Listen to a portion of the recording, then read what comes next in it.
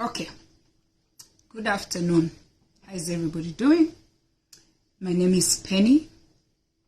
I live here in New Jersey, and there's a post I put up a day ago, and I wanted to read this. For those ones who don't like to read, there are people who don't like to read, who just like to listen in. And I chose to do this post in English, although the community or the population that I talk to and deal with is the Kisii community. I'm Kisii. Kisii is a tribe in Kenya. We have about, I think it's 42 tribes, and I'm one of the Kisii women. And my husband is Kamba. That's another tribe. My home and his home is like 12 hours away. So I put up this post out of concern because I am a mother of 4 children and I have 3 boys. My oldest son is 25, my second son is 19, and I have a 12-year-old and 1 adopted son in Kenya who's 22 that I've had since he was 5 years old. I have brothers. My father had 9 sons, so I have 9 brothers. And I have cousins, a school of cousins. I have friends, and most of my friends have been male friends. So when I put up this post, I put it up from a very good place. And I had a chance to see my father, who lived to be 89 years old. And I started the post by saying, in Kisii, at my age, I'm 50 years old, you can replace my name with Omoswati, Omoiseke, and you call me Omongina. In Ekeusi now, I'm called Omongina. I'm called Omongina because of my age. Omongina is an elder, somebody who has lived. I have lived. And I have learned from the mistakes that I have made along the way, or my husband has learned mistakes he has made along the way. And sometimes they say old is golden. It's not because it's just golden. Old age means you've lived through some things. You've made mistakes. If you had to go back and do it all over again, you'll do it a little different. My husband and I used to come here once every Sunday to encourage the young people to, tell you guys what we have learned that is a little different. And because of his job, he started a different job. He's not available to do that. And we were doing that from such a nice space as people who got married young and cared.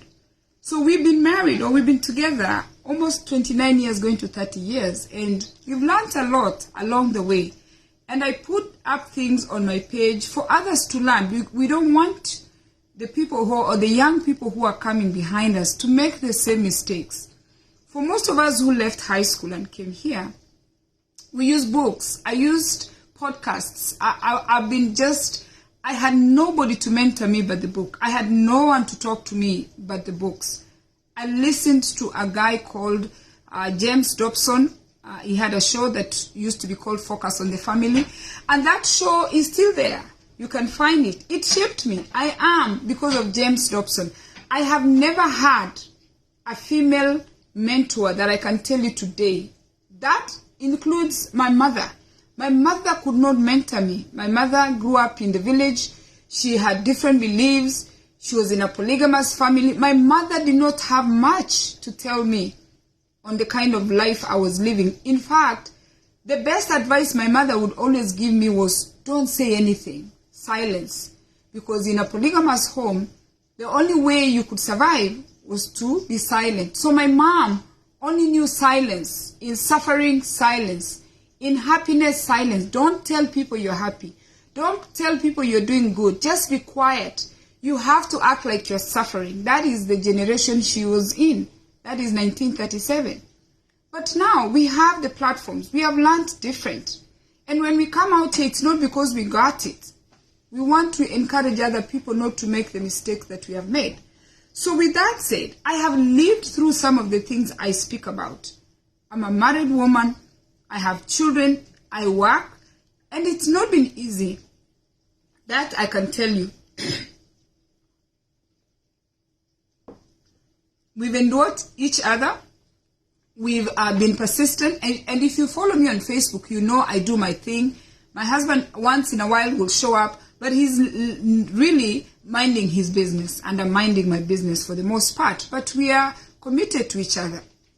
So I want to speak about people who are born from 1970 and up. I'm talking about Africans. If you are born, most people who are born from 1970 and up is a different generation altogether. My sister who was born in 1969, 68, those ones, their mannerism, their demeanor, everything is different about them. But people who were born, and I'm speaking about Kenyans, I don't know about other parts of the world, people who are in my generation, who are born 1970 and up, we are a different generation. We did not literally care. And a lot of us perished. I lost a lot of friends. In fact, most of my friends died young. We were the generation that we called the 844. 844 meant you went to eight years of primary school, 4 years of high school, and 4 years of university. So it was a generation that was being prepared to be independent, self-sufficient. And I remember that guy today that was in my primary boarding school, and he was the best in home science. Only for me to find out later, he's here in America, he's a doctor, and he still tailors his own clothes. He's the tailor in their neighborhood because he picked that skill in class 7, going to class 8 of tailoring, and he aced it. He did good, but he's a doctor. So we were the generation that was raised to be self-sufficient. So we are not easy women to be married to men. Men, I'm speaking to you this afternoon, the few minutes I have. We are not easy women to be married to. We are not our mothers. So let me go to the post, how I put it. Story here I come. A few years ago, I did a live video on Facebook, on this page, and I asked men to work hard on their hygiene, to brush their teeth. And I specifically stressed more on the kissy men because I was speaking to some of their wives. So that topic was generated from the kissy women that I was speaking to, and they were telling me, Penny, please tell our men to groom themselves, okay? And then these men came on back, they insulted me, they abused me, and they called me into meetings. They wanted to come back and apologize. And I said I was not going to apologize. And I want you to know all the men that were asking me to apologize were younger men than me. And you know, I was just bringing the report, okay? After the noise they made online, they continued, living their life. I rested my case. Fast forward, as an elder, I told myself, whoever has ears to groom themselves, to be more mindful of their hygiene, to take care of themselves, is going to listen. And in Kisi we say,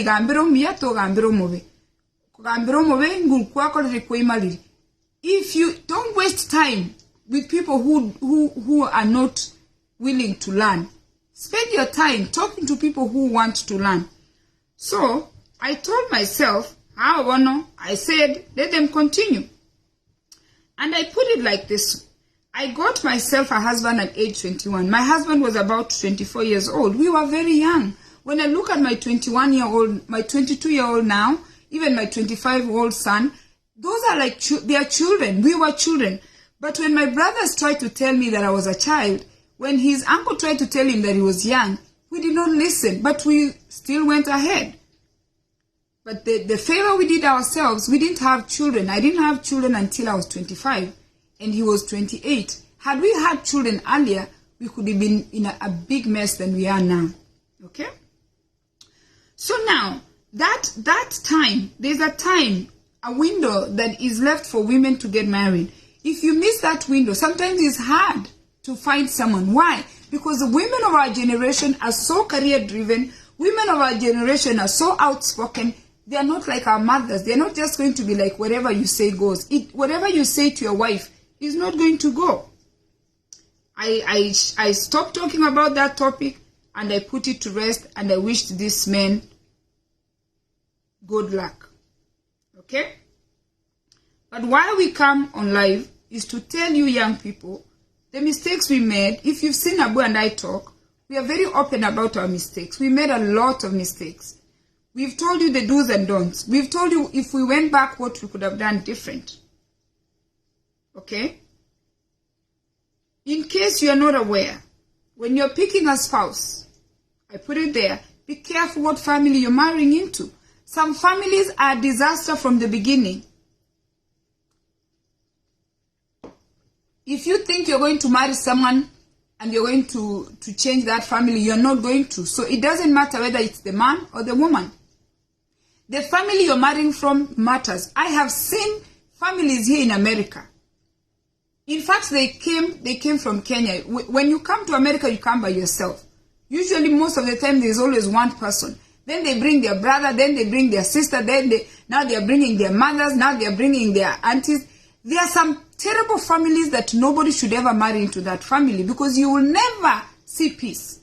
I made note that before you marry, you need to check the family background because these families will tear you and there's nothing you're going to do because it goes back generations back. Whatever they are doing, they've been doing 2-3 generations. Just like in America, grandpa and great-grandpa, generational curses are in some families. So you meet someone, you're attracted to them, and the next thing you know, you marry them, but you have married into a terrible family. Again, I noted, some of us were born when time was like different, where we were educated. The Seventh-day Adventist is very, very strict when it comes to courtship. They take courtship seriously. They tell us before you start dating a man, you need to know the family. Amazing lessons I learned as a Seventh-day Adventist girl. And I thank God for that church because it's the lessons that I used to pick this husband. The current husband, the man I'm married to right now, okay, was not the first man that asked me out. I did go on dates. I dated different men. When I say dated different men, Africans translate it, she slept with different men. That's how Africans want to translate dating. Dating and courtship does not mean sexual intimacy. Sexual intimacy is supposed to be saved for the person that you're going to decide that this is the man. You save yourself. When we were growing up, we knew that you didn't need to sleep with too many people because then you would know good and bad sex. They wanted you to maintain one partner. The more partners you get intimate with, the more you're likely not to like the one you're going to marry. Because you know what? You guys don't know. The men don't know. There are men who are very good in bed. When I say very good in bed, they're going to put their ear in your ear, their tongue in your ear. They can even put their tongue in your nose. There are men who can lick your toes. There are men who can just do things to you. We say there are men out here who know how to ace that thing. And they are not kissy. They are not Kamba, they are not Kenyan, they are not Nigerian, they could be Brazilian, they could be Puerto Rican, these men are going to make you feel tingling. And you know, we are the generation, me, 70 plus, we are the generation that are talking about romance. We are reading books. We are interacting with people who are actually romantic. And you want to tell us to kiss your dirty teeth. You want to tell us for you to lay on us with 200, 300 pounds. You want to tell us to lick your toes and your toes have not seen any pedicure. Like we are not going to do that. No one in my generation is going to do that. My generation is a different generation. My generation is a generation that wants to feel good. We want good things. You see, I'm dressed nicely. We want a good life. That is 844. We are not settling for less. We can do the woodwork. We can do the metalwork. We are not just settling. Now, I quoted my sister who was born in 68. I quoted my sister who was born in the 60s. And I asked them, in that generation, you understand, were the women more humble? Were the women doing things that are a little different than what we are doing? That generation is long gone. And let me tell you, my mother has lived with me here. My mother has been with me here. According to her, right? And you know, you can just take that and just save it somewhere because it's coming with my daughter. She thinks I'm not okay. Because, when I call my husband, I'm like, Abu. Back in the day, she would never call my father. Ongwenyi. I never saw my mother touch my father. I never saw my father touch my mother. So now my husband can come, walk into the kitchen, kiss me from the back, and we just feel We feel the love. We read the books. We wanted good marriages. We wanted to go on holiday. We wanted romance. Who doesn't want romance? Clean romance. You want to book the hotel. You want to put the petals. You want the chocolate. You want everything a man can offer. Who doesn't want that? So, okay? And we were told that marriage is a choice.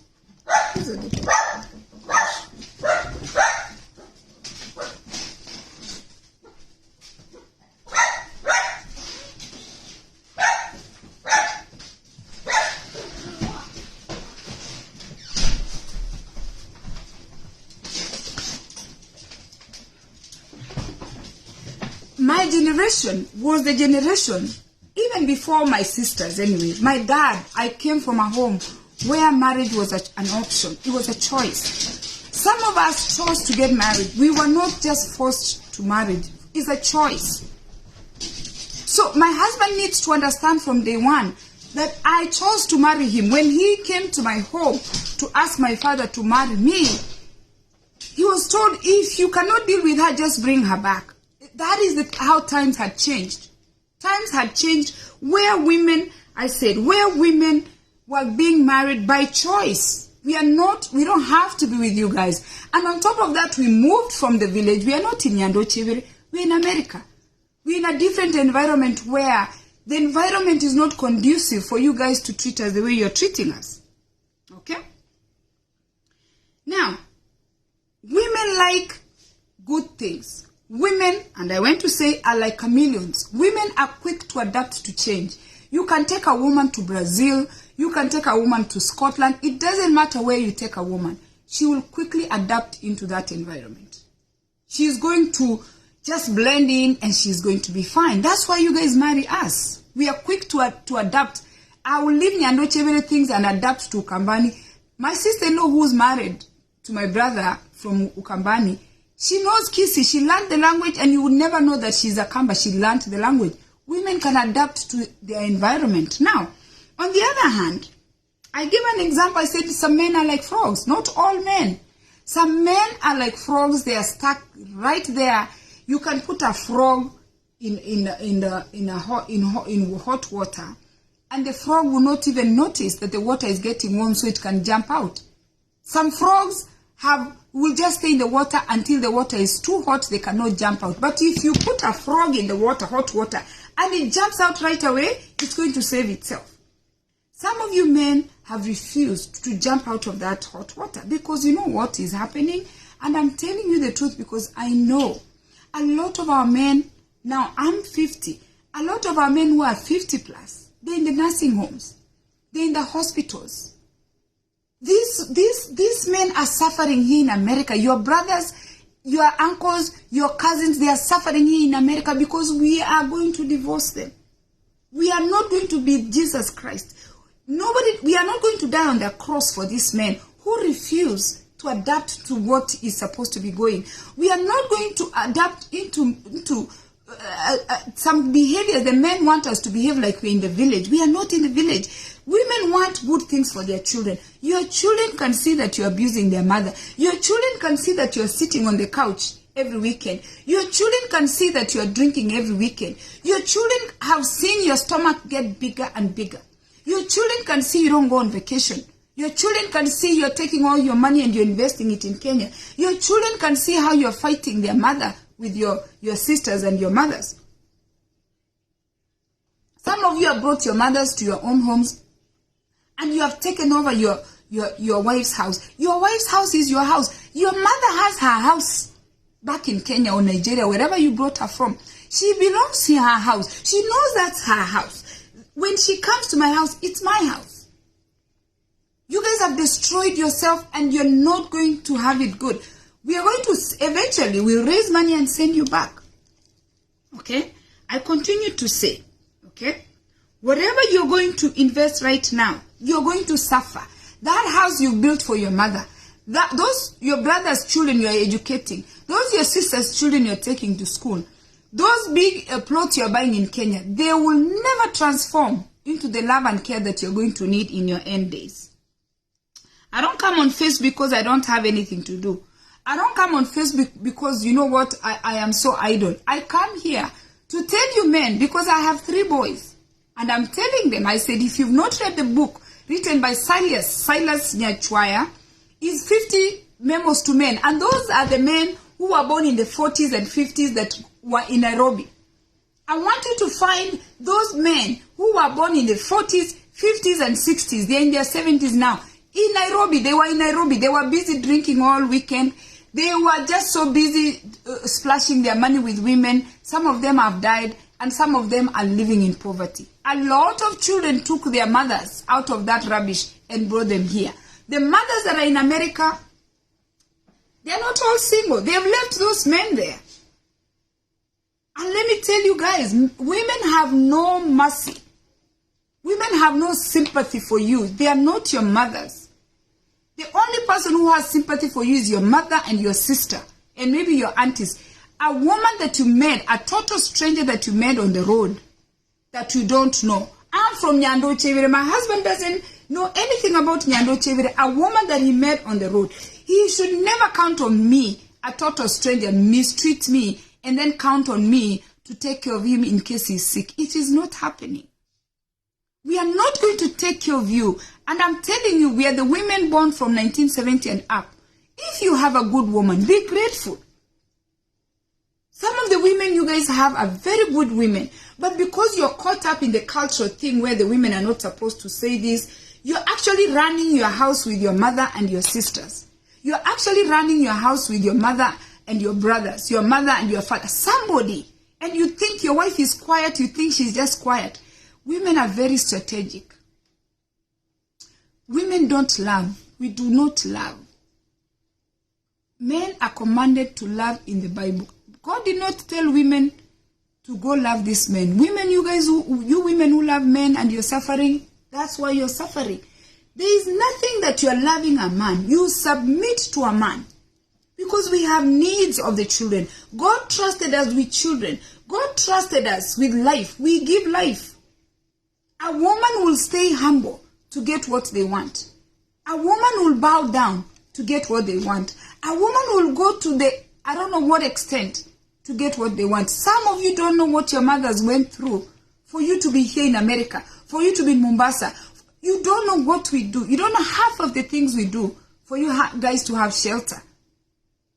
You don't know what roads we pass to keep these homes. It could be another man paying your mortgage. It could be another man paying your children's school fees. It could be another man feeding you who's abusing your wife with little money. It could be this man, these people, like in the community, who are taking care of you. You don't know who raised you. And most of us are very secretive. We are quiet. But we have those days where we call, you know, when you're going to see the light, the rapture. And when the rapture comes for women, we are not looking back. I have zero sympathy. Zero. When I tell you zero, not just me. A lot of us women have zero sympathy. Your children will take care of you. Your children might take care of you. But as women that you mistreated, as women that you hit, as women you had no time for, we don't have time for you. We are not your mothers. We are saving our tears for our children. We are saving our tears for all other problems that we are going to have. We are not the ones to cry for you. So men, I have things to do. Let me do the stepping. I'm talking to you from a very good place. Marriage is not easy, I can tell you.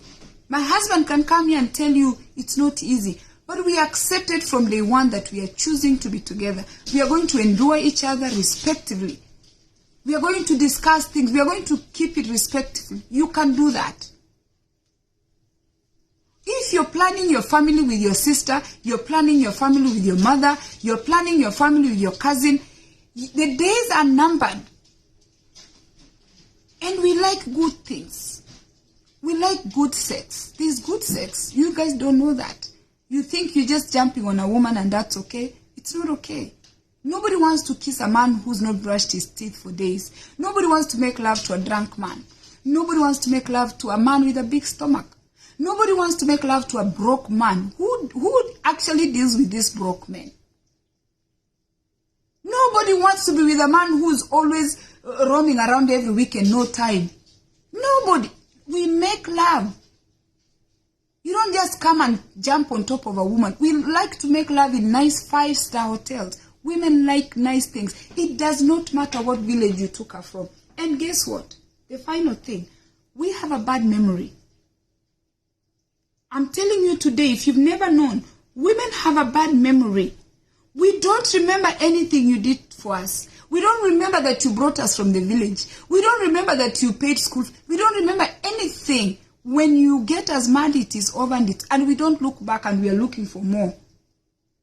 Women have a terrible memory. That's why we get pregnant how many times?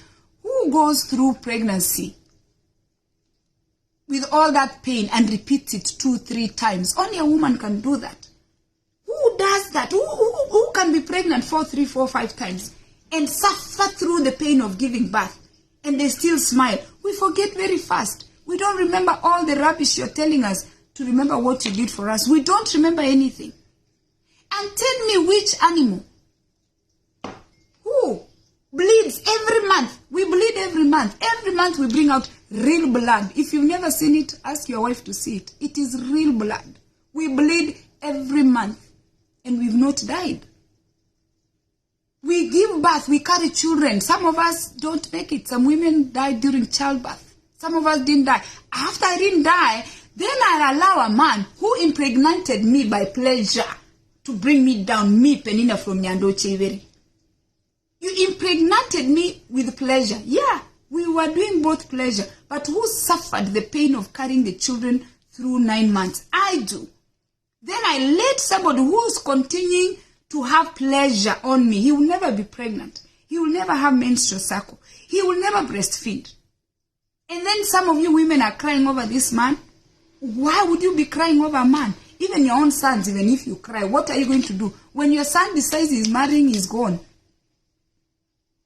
I get pregnant, I throw up for 9 months. Like me, I threw up 4 times. Four times. Then, push the baby.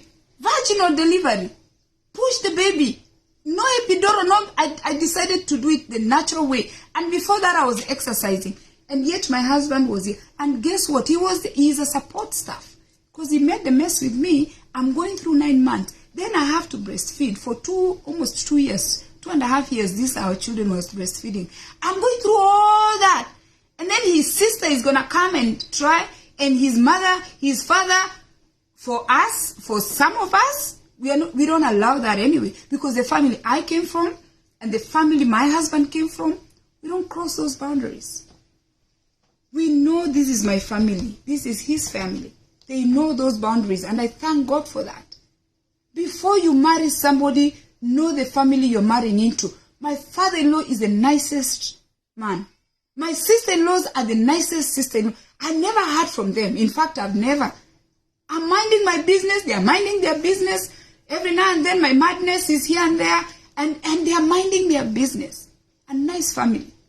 My late mother-in-law was the nicest lady. But this is a family that was God-fearing. I've never heard from them.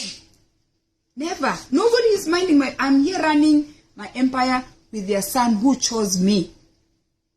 Boundaries.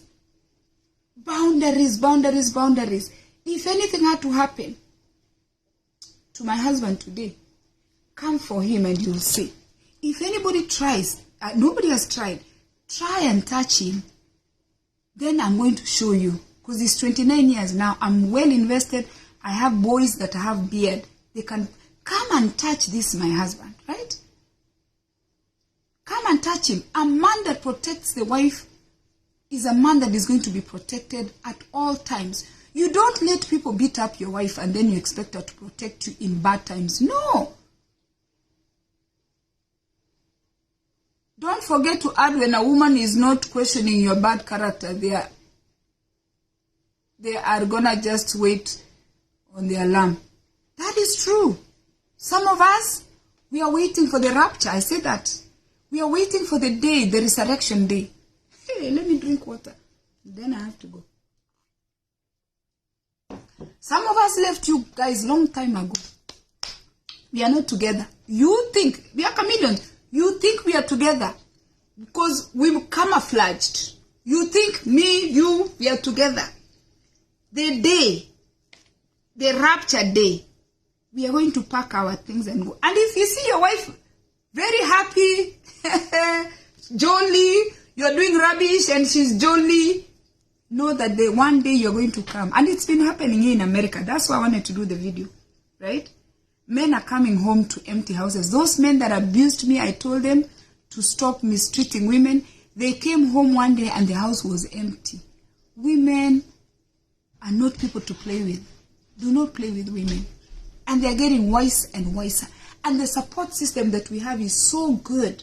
One lady will get a U-Haul, another one will carry the...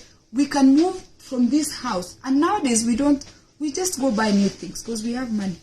You can just leave everything here. You can call the U-Haul or the Goodwill people to come and pick things. If you see... What do you want? She said to go pick her up. Okay. If you see a woman is decluttering, if you see she's not saying anything, if you see your wife singing, jolly, even when you mess up, she's really nice, the day is coming. Continue your rubbish. The day is coming. You will never even know she's leaving. You'll just come to an empty house. She will not be there. And it is a plan between her and her children. Don't say nobody told you. Let me go mind my business. Do not say nobody told you. Do not say nobody told you. Sit down. Evaluate your marriage. Sit with your wife.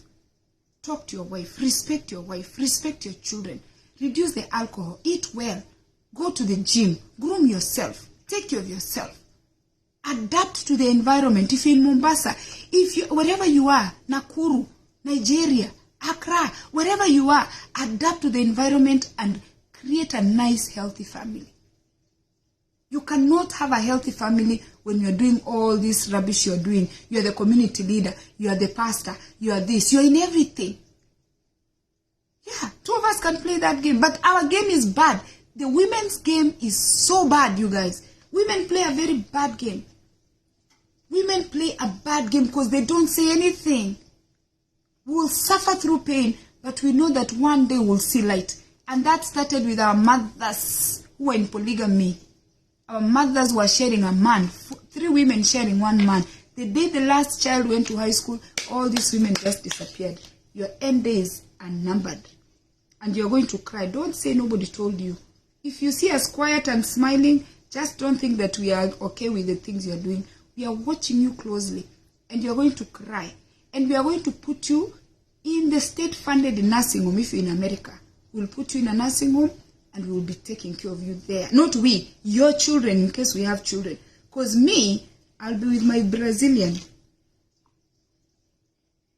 Sipping wine in Brazil. Because the children will tell me, our children will tell us, Mom, it's about time. Dad has been abusing you. If you think it's a lie, talk to women who have left their marriages after 30, 40 years. They'll tell you. And listen to Dolly Parton's song. If she was never happy, she didn't tell it to Daddy. She waited. Listen to that song.